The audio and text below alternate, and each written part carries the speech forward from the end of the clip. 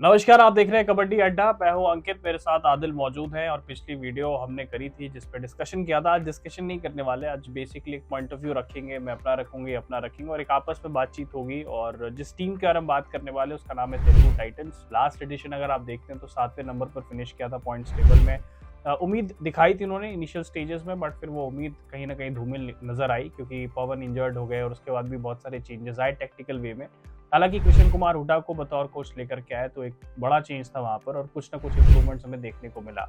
तो इस वीडियो में हम करने क्या वाले हैं, बेसिकली हम डिस्कशन करेंगे। और ओवर टू यू आदिल भाई, पहले तो मैं बात करना चाहूंगा तेलुगु टाइटंस के बारे में। यूनिट कैसे आपने इस परफॉर्मेंस को देखा, और let's and then will jump और टॉक अबाउट द प्लेयर्स। बिल्कुल। सबसे पहले जो पिछला सीजन था ना, बहुत अच्छा गया तेलुगु टाइटंस का, क्योंकि उससे पहले के सीजन से अगर हम कंपेयर करें तो वो सीधे bottom of the table finish कर रहे थे। पिछले 2-3 सीजन से लगातार बॉटम ऑफ द टेबल थे। फिर कृष्ण कुमार हुड्डा आए और उन्होंने एक नई जोश, नई ऊर्जा जगाई खिलाड़ियों में, और वो हमें देखने को मिली। जब पवन जर्ड थे उसके बावजूद टीम बहुत अच्छा कर रही थी, और उसमें सबसे बड़ा हाथ था विजय मलिक का, जिन्होंने पवन के ना रहते हुए भी टीम को बहुत आगे ऊपर पहुंचाया, पॉइंट्स टेबल में ऊपर पहुंचाया, और लगातार प्लेऑफ के रेस में बने रहे वो लोग। और इसकी मेन वजह यही थी कि जो हमारे कोच चेंज हुए थे, तेलुगु टाइटंस के जो कोच चेंज हुए थे, कृष्ण कुमार हुड्डा, वो सबसे बड़ी वजह थी। वो उन्होंने जो भी मेंटालिटी चेंज की, क्योंकि इससे पहले जो पिछला सीजन था उसमें भी सेम ही खिलाड़ी थे। बस एक विजय मलिक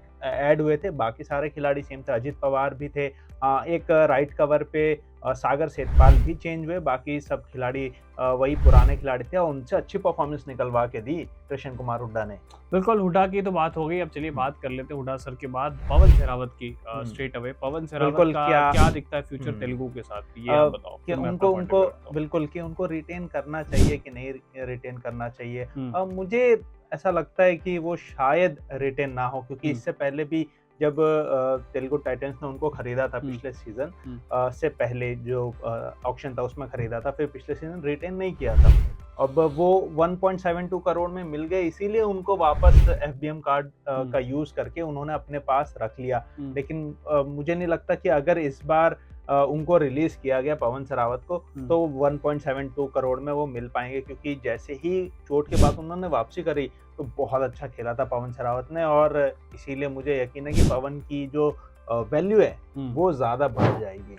बिल्कुल, तो इनका पॉइंट ऑफ व्यू, बट मुझे समहाउ लगता है कि मैं भी ये थोड़ा बहुत एग्री करूंगा कि शायद रिटेन कर ले तेलुगु टाइटंस, बट थोड़ा अमाउंट कम रखना चाहिए, क्योंकि अमाउंट ज्यादा रखेंगे तो टीम बनाने में थोड़ी दिक्कत होती है। हमने देखा है कि पर्स वैल्यू अब लेकिन अगर रिटेन करेंगे तो फिर कम प्राइस पे तो रिटेन नहीं कर सकते। अगर रिटेन कर रहे हैं तो पिछले सीजन से थोड़ा सा ज्यादा ही देना पड़ता है मेरे ख्याल से ठीक है, मैं मानता हूँ उस चीज को, बट थोड़ा ज्यादा भी बहुत ज्यादा ना चले जाए, उतना जाए ताकि हम बाकी की टीम बना पाए, अच्छे से बना सकें। वो वाला हाल ना हो जाए जो आपको पता है कि बाकी टीमों के साथ हुआ बहुत सारे टीमों के साथ, गुजरात के साथ खास तौर पे हुआ कि एक प्लेयर आपने पिक किया और उसके बाद आप बाकी टीम में पिक नहीं कर पाए। और सेम गोस फॉर तमिल थलाइवाल, देखिए सचिन तंवर वाला जो 2.15 करोड़ में सबसे महंगे खिलाड़ी थे पिछले सीजन के, उनको खरीदा और बाकी की टीम ही बिल्ड नहीं कर पाए फिर जी। तो ये थोड़ा सा देखना पड़ेगा कि किस स्ट्रेटजी के साथ आती है। एक आशीष नरवाल पर मैं चाहता हूँ आप बात करो, क्योंकि एज अ रेडर उभरे और आशीष को हम देखते थे कि बैकअप के तौर पे यूज होते थे, बट जिस तरह से जब पवन की इंजरी हुई उसके बाद वो मेन रीडर के तौर पर आए, तो उसको कैसे देखते हो आप आशीष नरवाल को? हाँ,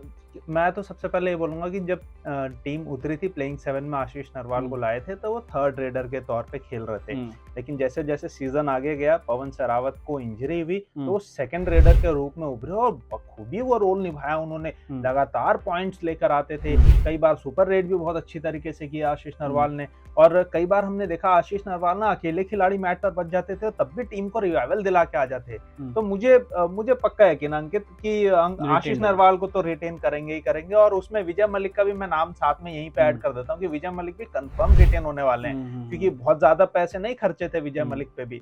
तो जितने पैसे उन पे खर्चे थे, मेरे ख्याल से अराउंड 80 लाख के आसपास है, मुझे अच्छे से फिगर याद नहीं है, वो एडिटिंग में हम आपको बता देंगे कि कितना फिगर, कितने रुपए में उनको खरीदा था, तो उतने में आराम से रिटेन करने को देखेगी तेलुगु टाइटंस। बिल्कुल, और एक कैप्टेंसी का भी आपको ऑप्शन मिल जाता है विजय मलिक ने, हाँ, क्योंकि पवन जब नहीं थे तो फिर बहुत अच्छे से जब वो इंजर्ड थे तो उसके बाद उन्होंने कप्तानी करी। थोड़ा और कोई इंटरेस्टिंग दूसरे प्लेयर पर बात करें जिस पर हम डिस्कशन करना चाहिए हमें?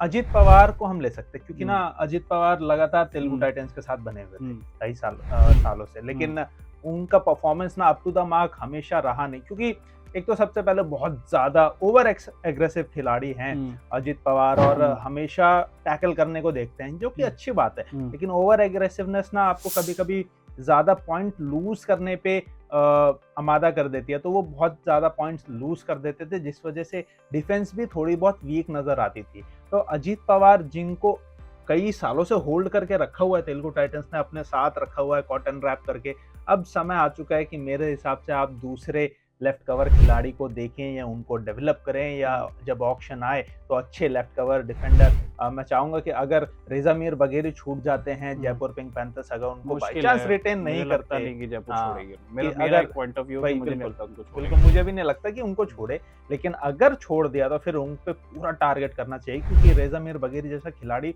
आपको न सिर्फ डिफेंस बल्कि ऑफेंस में यानी रेड में भी पॉइंट्स ला के देता है। अग्रीड। थोड़ा बहुत मंजीत पर बात कर लेते हैं। मंजीत भी एक रेडर के रूप में उभरे हैं वहां पर। तो मंजीत मुझे लगता है शायद रिलीज हो जाए, ये मेरा पॉइंट ऑफ व्यू है। किसी और रेडर को ये लोग ले सकते हैं, हालांकि अगर पवन फिट हो जाते हैं और पवन को ये लेते हैं और उसके साथ साथ आपके पास आशीष नरवाल है, तो मुझे लगता है कि एज ए रेडर में इनकी है रिस्पॉन्सिबिलिटी, और विजय मलिक भी सपोर्ट कर देंगे, ऑलराउंडर है तो वो भी रेड कर देंगे। तो समाव मेरी एक पॉइंट ऑफ व्यू है कि मंजीत को शायद ये रिलीज करें। मंजीत को हो भी सकता है, क्योंकि जितने मैचेस शुरुआत में उन्होंने खेले, वो पूरे सीजन में ना उनका सिर्फ एक ही मैच अच्छा था, उस पूरे मैच में सिर्फ एक ही रेड अच्छा था मंजीत का, जो उन्होंने 6 पॉइंट की सुपर रेड लगाई थी पिछले सीजन।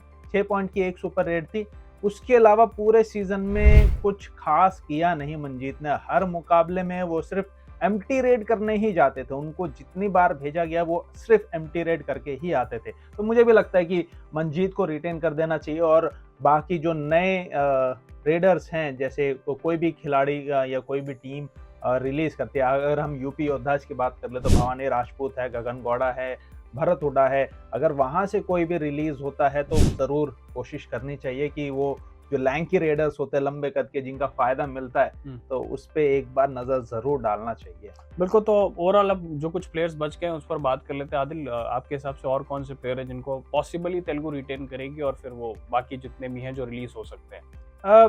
एक तो मुझे लगता है कि प्रफुल्ल जवारे, जिनको पिछले इससे पहले जब पवन सरावत आए थे और ऐसा लग रहा था कि पवन सरावत खेलेंगे पूरा सीजन तो बहुत अच्छा वो निकल जाएगा, और लेकिन प्रफुल्ल जवारे जब पवन सरावत नहीं खेले, उनको मौका मिला तो उन्होंने थोड़ा सा इम्प्रेस जरूर किया था अपने परफॉर्मेंस से। उन्होंने दिखाया था कि वो भी लाइन जंप कर सकते हैं जैसे पवन सरावत करते हैं, तो उन्होंने वो कैपेबिलिटी दिखाई थी। लेकिन पिछले सीजन उनको बहुत ज़्यादा मौका नहीं मिला, और जब उनको मौका मिला तो इतना अच्छा प्रदर्शन किया नहीं कि किसी ने कोई इम्प्रेस हुआ उनके परफॉर्मेंस से। तो पिछले सीजन कुछ खास रहा नहीं था, तो मुझे लगता है प्रफुल्ल जवारे वैसे खास परफॉर्मेंस रही नहीं, लेकिन फिर भी उनको रिटेन किया जा सकता है, क्योंकि कृष्ण कुमार हुड्डा है वहाँ पे, और हम जानते हैं उन्होंने दबंग दिल्ली के जब वो कोच थे तो ट्रॉफी भी जीते हैं सीजन 8 में। तो वो एक अच्छे कोच हैं जो अच्छे से ग्रूम कर सकते हैं खिलाड़ी को। तो प्रफुल्ल जवारे हैं, और मुझे लगता है सागर सेतपाल जो पिछले सीजन ही तेलुगु टाइटंस में एंट्री किए हैं, उनको भी रिटेन किया जाएगा, क्योंकि वो संभल के खेल रहे थे और उन्होंने बहुत पॉइंट स्कोर भी किए, लगातार पॉइंट स्कोर किए सागर सेतपाल ने। तो वो राइट कवर के बहुत अच्छे डिफेंडर हैं और उनको जरूर रिटेन करना चाहिए। जी बिल्कुल। और एक और नाम है जो मेरे हिसाब से रिटेन हो सकता है, ओवरसीज प्लेयर पर भी थोड़ा ध्यान देते हैं तो मुझे लगता है मिलाप जब्बारी, थोड़ा काफी नाम है उनका वैसे तो, डिफेंडर ईरान से ही है, तो डिफेंडर के रूप में मुझे लगता है इनको रिटेन कर सकती है तेलुगु की टीम। ये ऐसे क्योंकि ये बैकअप के तौर पे भी काम आएंगे, क्योंकि ये इनका जो खेलने का पोजीशन है वो सागर सेतपाल के साथ मैच करता है, दोनों राइट कवर के डिफेंडर है। और मिलाद जब्बारी कभी कभी राइट कॉर्नर भी खेल लेते हैं। राइट कॉर्नर से याद आया कि कृष्ण धुल थे, इन पे भी हम बात करेंगे, लेकिन फिलहाल मिलाद जब्बारी की बात कर रहे हैं। तो मुझे लगता है मिलाद जब्बारी को एज अ बैकअप जरूर बैकअप डिफेंडर जरूर रिटेन कर सकते हैं। नहीं तो फिर अगर किसी नए खिलाड़ी को ग्रूम करना चाहें तो वो भी हो सकता है, क्योंकि शंकर गदई ने भी थोड़े थोड़े इंस्टेंसेस दिखाए थे, ग्लिम्स दिखाए थे कि उनमें भी बहुत कैपेबिलिटी है। जब राइट कॉर्नर खेलने का मौका मिला था, राइट कवर खेलने का मौका मिला था शंकर गदई को, तो उन्होंने बहुत अच्छे से वो रिस्पॉन्सिबिलिटी निभाई थी। मुझे लगता है कि मिलाद जब्बारी को शायद रिटेन ना करे, उनको रिलीज कर दे पिछला अगले सीजन। चल लास्टली बात कर लेते हैं कृष्ण धुल पे। हाँ बिल्कुल। और कृष्ण धुल बहुत इंपॉर्टेंट मेंबर रहे और हम्म। कई बार ये बातचीत भी हुई लास्ट सीजन से पहले जब ये पटना की टीम में थे कृष्ण धुल और सचिन तंवर भी पटना की टीम में थे, तो ऐसा लगा था कि इन दोनों ने बहुत बड़ा रोल प्ले किया था पटना को जिताने में, इन द सेंस कि आगे तक पहुंचाने में सेमीफाइनल में। उसके बाद तो पटना ने लास्ट ईयर तो कमाल ही किया, रनर अप तक फिनिश किया। तो सबको लगा था कि यार इनका डिफेंस बहुत स्ट्रांग हुआ। इवन पवन से जब मैं और आदिल मिले थे तो उन्होंने यही बताया था हमें कि यार कृष्ण धुल हमारे पास आ गया है डिफेंस में, तो हमारा डिफेंस स्ट्रांग हो रहा है और विजय मलिक के आने से ऑलराउंड डिपार्टमेंट स्ट्रांग हो रहा है। बट सवाल यही है कि कृष्ण धुल को क्या ही रिटेन करें, क्योंकि एज पर एक्सपेक्टेशन मेरे हिसाब से तो उन्होंने परफॉर्म नहीं किया है। बिल्कुल तो नहीं किया। मुझे लगता है शायद वो रिलीज कर दे, क्योंकि बिलाव जब्बारी अगर हो सकता है मेन डिफेंडर बन जाए या किसी और को पिक कर ले, मेरे हिसाब से मुझे ऐसा लगता है वो शायद रिलीज कर दे। मुझे भी ऐसा ही लगता है कि कृष्ण धुल जो है वो शायद रिटेन ना हो, क्योंकि पिछले सीजन बहुत ज्यादा इम्प्रेस कर नहीं पाए थे। बहुत ज्यादा इम्प्रेस किया, थोड़ा सा भी इम्प्रेस नहीं कर पाए।